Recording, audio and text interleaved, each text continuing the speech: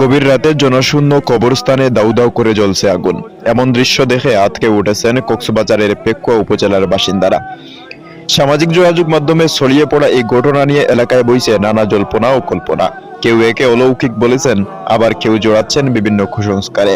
কিন্তু আসল সত্যটা কি? আমাদের আজকের বিশেষ প্রতিবেদনে থাকছে এর বিস্তারিত বর্ণনা। ঘটনাটি কক্সবাজারের পেকুয়া উপজেলার টইটং সোনারছড়ি এলাকার একটি স্থানীয় কবরস্থানের।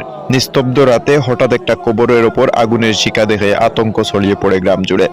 মুহূর্তেই খবরটি ছড়িয়ে পড়লে কৌতূহলী মানুষ ভিড় জমাতে শুরু করেন। সাধারণ মানুষের মনে দানা বাঁধতে থাকে নানা ভয় ও ভ্রান্ত ধারণা। তবে এই ঘটনার পেছনে অলৌকিক কিছু নয়, বরং মানুষের তৈরি কোনো গভীর ষড়যন্ত্রের আভাস পাচ্ছেন স্থানীয় সচেতন মহল। অনেকে সাহস করে তদন্তে নেমে দেখান চাঞ্চল্যকর তথ্য। এলাকাবাসীর অভিযোগ, এটি কোনো দৈব ঘটনা নয়, বরং কোনো এক কবিরাজের কারসাজি। ঘটনাস্থল পর্যবেক্ষণ করে প্রত্যক্ষদর্শীরা জানিয়েছেন, মূলত ব্ল্যাক ম্যাজিক বা কালো জাদুর মাধ্যমে মানুষের মধ্যে আতঙ্ক সৃষ্টি এবং অশুভ কোনো উদ্দেশ্য হাসিলের জন্যই হাড়িতে আগুন দিয়ে কবরস্থানে রেখে যাওয়া হয়েছিল। একটি মহল মানুষের ধর্মীয় বিশ্বাসকে পুঁজি করে এই ন্যাক্কারজনক কর্মকাণ্ড পরিচালনা করছে বলেও স্থানীয়দের দাবি। প্রিয় দর্শক, ব্ল্যাক ম্যাজিক বা কালো জাদু পৃথিবীর সবচেয়ে খারাপ কাজগুলোর মধ্যেই একটি।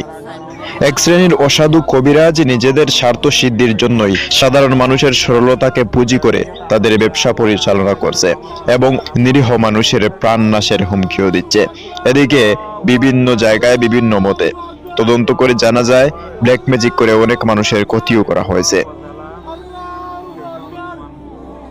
পেকুয়ার এই ঘটনায় স্থানীয় সচেতন মহল দাবি তুলেছেন, যারা এ ধরনের কাজ করে জনমনে আতঙ্ক সৃষ্টি করেছে তাদের চিহ্নিত করে আইনের আওতায় আনা হোক।